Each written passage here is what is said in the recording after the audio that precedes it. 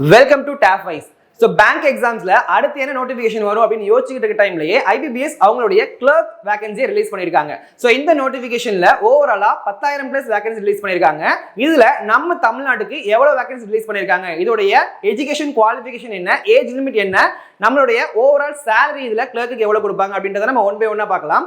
So அதுக்கு முன்னாடி நம்மளுடைய TAFWISEல பேங்கிங்கான நியூ பேட்ச் ஸ்டார்ட் பண்ணியிருக்கோம். அதுக்கான அட்மிஷன்ஸ் போயிட்டு இருக்கு. இதுல நீங்க அட்மிஷன் போடணும் அப்படின்னா ஸ்கிரீன்ல தெரியும் நம்பருக்கு கால் பண்ணி இதனுடைய டீடைல்ஸ் ஃபர்தரா நீங்க கேட்டுக்கோங்க. சோ இதுல என்னென்ன கொடுத்திருக்காங்க அப்படின்றத ஒன் பை ஒன்னா பார்த்துடலாமா?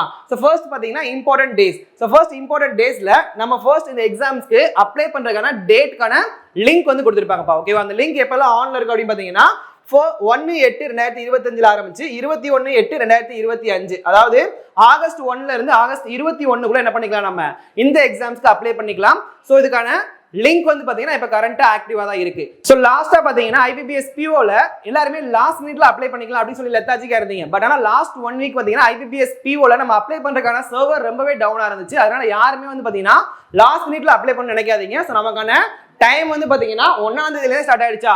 சோ வித்தின் ஒரு 10 டேஸ்க்குள்ள என்ன பண்ணிக்கோங்க, மேக்ஸிமம் அப்ளை பண்ற கேண்டிடேட்ஸ் எல்லாருமே அப்ளை பண்ணிருங்க. ஓகேவா? அப்படின்றப்ப ஃபர்ஸ்ட் 10 டேஸ் சர்வர்ல எந்த இஷ்யூமே இருக்காது, நமக்கு ரொம்ப ஸ்மூத்தா அப்ளை பண்ணி கொண்டு போயிடலாம். பட் லாஸ்ட் 1 வீக் போகும்போது என்ன ஆயிரும், உங்களுக்கு சர்வர்ல எல்லாருமே யூஸ் பண்ணும்போது உங்களுக்கு சர்வர் கண்டிப்பா டவுன் ஆயிரும். அப்படின்றப்ப நம்ம அப்ளை பண்ணும்போது நிறைய ஸ்ட்ரகிள்ஸ் வந்து ஃபேஸ் பண்ற மாதிரி இருக்கும். சோ லாஸ்ட் IBPS POல நிறைய பேர் அந்த ஸ்ட்ரகிள் வந்து ஃபேஸ் பண்ணிருந்தாங்க. இருந்தாலும் நம்ம என்ன பண்ணிருந்தாங்க, ஒரு 1 வீக் வந்து பாத்தீங்கன்னா எக்ஸ்டென்ஷன் கொடுத்திருந்தாங்க அப்ளை பண்றதுக்கான டேட். சோ 21 சொல்லியிருந்தாங்க, பட் 28 வரைக்கும் கொடுத்திருக்காங்க. பட் நம்ம IBPS கிளர்க்ல அதே மாதிரி பண்ணுவாங்கன்னு எதிர்பார்க்க முடியாது.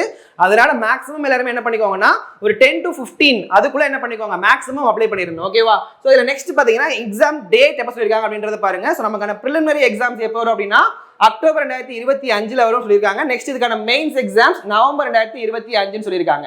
நெக்ஸ்ட் இதுக்கான ப்ரொவிஷனல் அலாட்மெண்ட் பாத்தீங்கன்னா மார்ச் 2026 சொல்லியிருக்காங்க. ஓகேவா? அப்ப பாருங்க, நம்ம இப்போ எக்ஸாம் வந்து அக்டோபர்ல ஃபர்ஸ்ட் பிரிலிம்ஸ் எழுதுவோம், அடுத்து மெயின்ஸ் எக்ஸாம்ஸ் எப்போ எழுதுறோம்னா நவம்பர்ல எழுதுவோம். அப்போ ஓவரால் பாத்தீங்கன்னா இந்த ப்ராசஸ் எல்லாமே முடிஞ்சு நமக்கான ஃபைனல் ரிசல்ட் எப்போ வந்துரும்னா மார்ச் 2026 வந்துடும். ஓகேவா? அப்ப நம்ம ஓவரால் ரிசல்ட்டே வித்தின் பாத்தீங்கன்னா ஒரு 6 மந்த்ஸ்க்குள்ள நமக்கு ரிலீஸ் பண்ணிடுறாங்களா.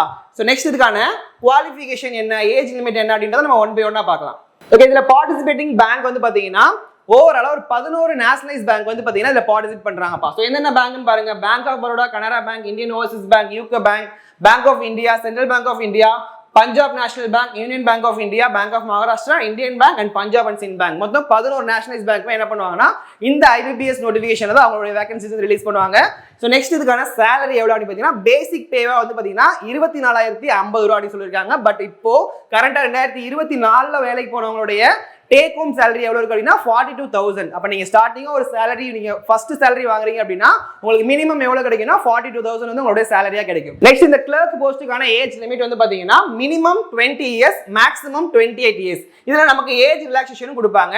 நம்ம SC ST இருந்தோம்னா 5 இயர்ஸும், OBC இருந்தோம்னா 3 இயர்ஸும். சோ அப்ப ஓவராலா பாத்தீங்கன்னா நீங்க OBC கேண்டிடேட்டா இருக்கீங்க அப்படின்னா 28 + 3 31 வயசு வரைக்கும் என்ன பண்ணிக்கலாம், நம்ம எக்ஸாம்ஸ் அப்பியர் ஆகிக்கலாம். இதே நீங்க SC ST இருந்திருக்கீங்க அப்படின்னா 28 + ஒரு 5 33 வயசு வரைக்கும் என்ன பண்ணிக்கலாம், நம்ம எக்ஸாம்ஸ் அப்ளை பண்ணிக்கலாம். நெக்ஸ்ட் நம்மளுடைய எஜுகேஷன் குவாலிஃபிகேஷன் அப்படின்னு பாத்தீங்கன்னா நமக்கு பேங்கிங் செக்டரை பொறுத்த வரைக்கும் நம்ம கிளர்க்கா இருந்தாலும் சரி, PO இருந்தாலும் சரி, மினிமம் ஒரு டிகிரி இருந்தாலே நம்ம எந்த எக்ஸாம்ல அப்பியர் ஆகிக்கலாமா. சோ அப்ப நம்மளுடைய மினிமம் குவாலிஃபிகேஷன் என்னவா இருக்கணும், எனி டிகிரி, ஒரு கிராஜுவேட் இருந்தாலே நம்ம என்ன பண்ணிக்கலாம், இந்த போஸ்ட் நம்ம அப்ளை பண்ணிக்கலாம். நெக்ஸ்ட் நம்மளுடைய அப்ளிகேஷன் ஃபீ அப்படின்னு பாத்தீங்கன்னா உங்களுக்கு SC ST and then PWD candidate இருந்தீங்க அப்படின்னா உங்களுக்கு 75 ரூபீஸும், அதர் கேட்டகரி OBC அண்ட் ஜெனரலுக்கு வந்து பாத்தீங்கன்னா 850 ரூபீஸும் வந்து பாத்தீங்கன்னா நம்ம ஃபீஸ் பே பண்ற மாதிரி இருக்கும்.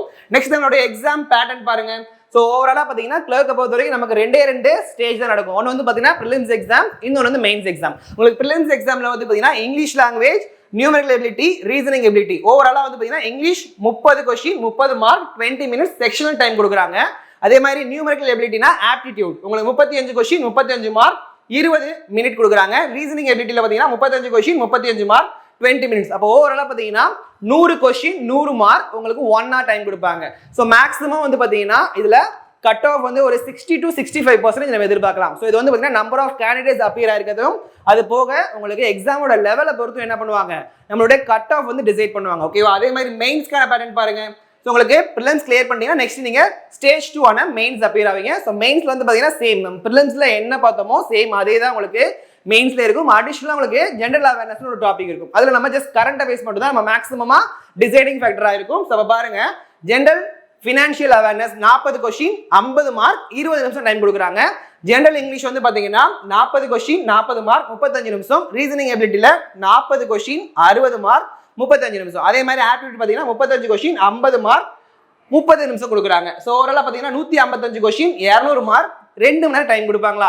ஸோ அகைன் நம்ம மெயின்ஸ் கிளியர் பண்ணிட்டோம்னா நமக்கு எல்பிடி அப்படி சொல்லுவாங்கப்பா, லாங்குவேஜ் ப்ரொஃபிஷியன்சி டெஸ்ட்னு சொல்லுவாங்க. ஜஸ்ட் நம்மளுடைய கம்யூனிகேஷன் லோக்கல் லாங்குவேஜ் நம்மளோட கம்யூனிகேஷன் ரீடிங் ஸ்கில் இருக்கான்னு மட்டும் செக் பண்ணுவாங்க. அவன்ஸ் அதை நம்ம கிளியர் பண்ணிட்டோம்னா டேரக்டா நமக்கு என்ன பண்ணுவாங்க, போஸ்டிங் தான் அடுத்தது. ஓகேவா. ஸோ நெக்ஸ்ட் வந்து பாத்தீங்கன்னா இதோட கட் ஆஃப். ஸோ நமக்கு கட் ஆஃப் ஓவராலா பாத்தீங்கன்னா லாஸ்ட் இயர்ல நமக்கு ஐபிபிஎஸ் கிளர்க்ல 63.5 அப்படின்றது பிலிம்ஸ்க்கு சொல்லியிருந்தாங்க. ஓகேவா. இப்போ பிலிம்ஸ்ல ஓவராலா நம்ம ஒரு 65% மட்டும் நம்ம கட் ஆஃப் போட்டால் என்ன பண்ணிடலாம், ஈஸியா பிலிம்ஸ் கிளியர் பண்ணிடலாமா. நெக்ஸ்ட் மெயின்ஸ் எக்ஸாம்ல பாத்தீங்கன்னா OBC and then general category இருக்க பீப்புள்ஸ்க்கு ஓவராலா 82.5 மெயின்ஸ்ல 200 மார்க்குக்கு 82.5 எடுத்தா ஈஸியா என்ன பண்ணிடலாம், கிளியர் பண்ணிடலாம். அந்த லெவலில் தான் என்ன பண்ணியிருந்தாங்க, இதோட கட் ஆஃப் டிசைட் பண்ணியிருந்தாங்க. ஸோ மேக்ஸிமம் இந்த இயருமே நம்ம அதுக்கு நியர்பை ஒரு +or-5 அந்த ரேஞ்சில் தான் என்ன பண்ணுவாங்க, மேக்ஸிமம் அதோட கட் ஆஃப் இருக்கிறதுக்கான ப்ராபபிலிட்டி இருக்கு. ஓகேவா. இதுக்கான நெக்ஸ்ட் என்ன கொடுத்துருக்கான்னு பார்த்துலாமா. இந்த நோட்டிஃபிகேஷன்ல நம்ம தமிழ்நாட்டுக்கு எவ்வளவு வேகன்சி ரிலீஸ் பண்ணிருக்காங்க அப்படின்றத பார்த்துலாமா. ஸோ நம்ம தமிழ்நாட்டுக்கு வந்து பார்த்தீங்கன்னா ஓவராலா 894 வேகன்சி ரிலீஸ் பண்ணிருக்காங்க. ஸோ ஒவ்வொரு பேங்க்குமே அவங்களுடைய வேகன்சி ரிலீஸ் பண்ணிருக்காங்க. இதில் நமக்கு இன்னொரு அட்வான்டேஜ் என்ன அப்படின்னு பார்த்தீங்கன்னா, இந்தியன் பேங்க் நம்ம சென்னை பேஸ் பண்ண பேங்க். ஸோ அவங்களே என்ன பண்ணிருக்காங்க, இன்னும் அவங்களுடைய வேகன்சிஸ் ரிலீஸ் பண்ணாம என்ஆர் அப்படின்னு வச்சிருக்காங்க. என்ஆர் அப்படின்னா நாட் ரிப்போர்ட்டிங். ஸோ அப்போ கண்டிப்பா வந்து எக்ஸாம்ஸ் வரதுக்குள்ளேயோ இல்ல மெயின்ஸ் எக்ஸாம்ஸ் நம்ம எழுதுறதுக்குள்ளேயோ என்ன பண்ணிருப்பாங்க, கண்டிப்பா அவங்களுடைய ஓவரால் வேகன்சிஸ் ரிலீஸ் பண்ணிருப்பாங்க. மினிமம் பாத்தீங்கன்னா ஒரு 300 வேகன்சி நம்ம எக்ஸ்பெக்ட் பண்ணலாம் இந்தியன் பேங்க்ல இருந்து விடுவாங்க அப்படின்னு சொல்லிட்டு. அப்ப இதுல நியர்லி ஒரு 900 இருக்குன்னா ஒரு பிளஸ் ஒரு 300 சித்திரம் வேலை வரும். 1200 வேகன்சிஸ் கண்டிப்பா வந்து பாத்தீங்கன்னா ஐபிபிஎஸ் கிளர்க்ல தமிழ்நாட்டுக்கு மட்டும் இருக்கும். ஸோ கண்டிப்பா எல்லாராலையும் இந்த எக்ஸாம்ஸ் கிளியர் பண்ண முடியும். ஸோ பேங்கிங் ப்ரிப்பேர் பண்ற எல்லாருமே இந்த எக்ஸாம்ஸை மறக்காம அப்ளை பண்ணுங்க. அப்ளை பண்ணி முடிஞ்ச அளவுக்கு உங்களுடைய எஃபோர்ட் போட்டு ப்ரிப்பேர் பண்ணி எழுதுனீங்கன்னா கண்டிப்பா நீங்க கிளியர் பண்ணிடலாம். நம்ம டாப் ஐஸ்ல பேங்க் எக்ஸாம்ஸ்க்கான நியூ பேட்ச் ஸ்டார்ட் பண்ணி அட்மிஷன்ஸ் போயிட்டு இருக்கு. இந்த பேட்ச்ல நீங்க அட்மிஷன் போடணும் அப்படின்னா ஸ்கிரீன்ல தெரியுற 8438219900 அப்படின்ற நம்பருக்கு கால் பண்ணி அட்மிஷன்ஸை புக் பண்ணிக்கோங்க. தேங்க்யூ.